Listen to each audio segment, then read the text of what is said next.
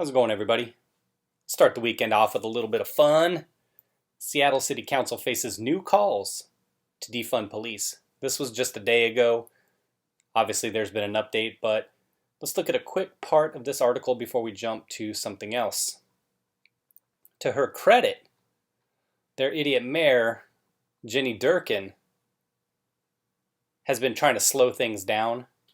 But it says here, 300 groups have endorsed its demands to reallocate portions of the police department's $409 million budget and release of protesters arrested amid weeks of chaotic demonstrations without criminal charges.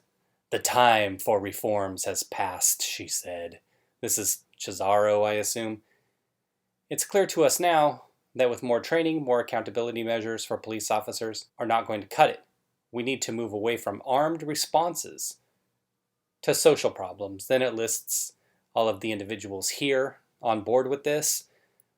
Now it says here last month, Jenny Durkin proposed slashing the police budget by $20 million to make up for the economic devastation caused by the CV pandemic that has taken up part of the city's budget, according to the Times. Of course, that wasn't good enough.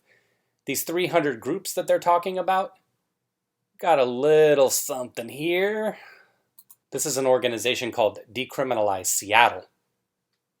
Defund the Seattle police. That is their number one objective. Here it says by 50%, but once they get that 50, then, they're going to want 50% of what's left, another 50.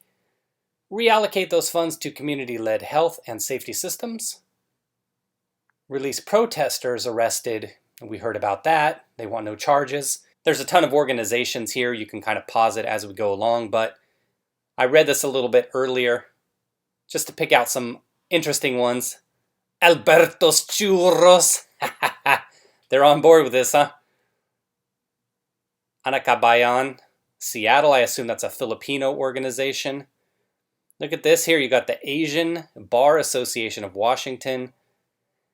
Interesting. They got their medical association. Interesting to think that a bar association would be going for this Casa Latina.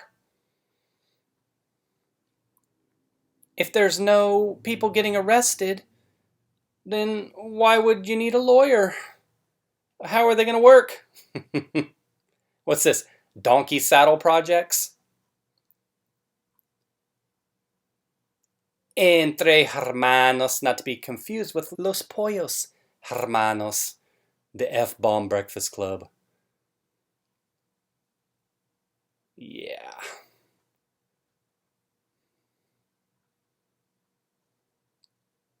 Jewish Voices for Peace, Seattle. La Resistencia. There's another bar association. American Muslim Empowerment Network, MAPS, the Mosquito Fleet. I think I saw here, what was the MLK Working Families Party?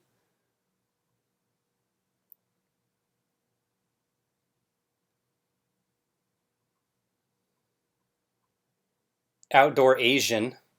I have no idea what that could be. Is it some kind of hiking group? You would think based on the name, right? Rachel Pillow stepped up.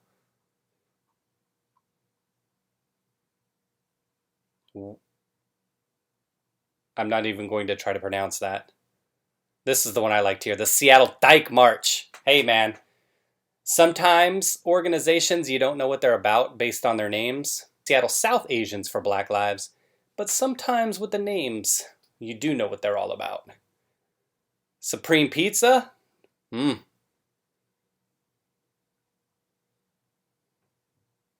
Ugly Baby? Ugly babies everywhere, apparently. No word yet on if Cute Baby is on board with this. And then the good old... Wait, yoga behind bars. Oh no, wait, there was a yoga... Where was it? Oh no, did I skip past it?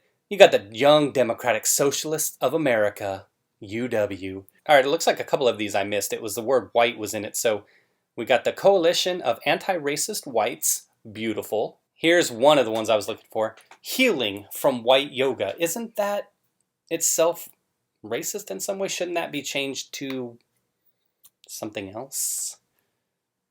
Some other color? No color? Seattle smashing white feminism. I love it. So, as I said, my favorite right there, the Dyke March. All right, back to reality. What could go wrong? This is from a site called Hot Air. I'll archive all these below, of course, in the description.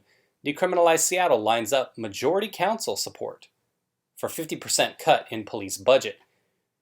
They got a veto-proof majority, I guess, just like what happened in Minneapolis. They say here, cutting the police budget by 50% would create a reduction of 1,000 personnel, with the council mulling ways in which the funding could be redirected to community organizations rather than policing.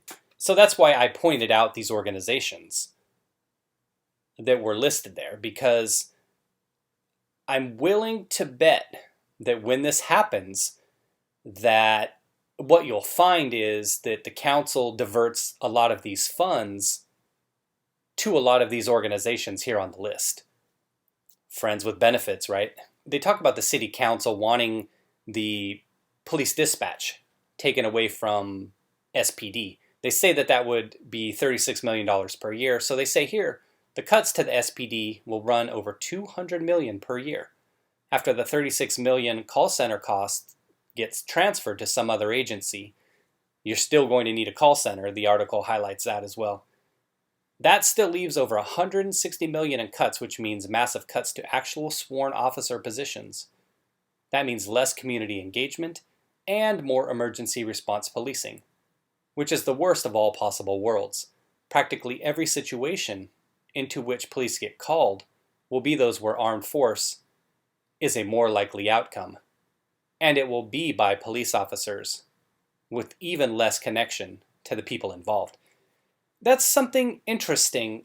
I hadn't read this article, but I just thought of that. If it seems like it's kind of a snowball effect. If this is true, if you only are putting police in these more dangerous situations, if that does lead to more dangerous outcomes, you're going to have more shootings.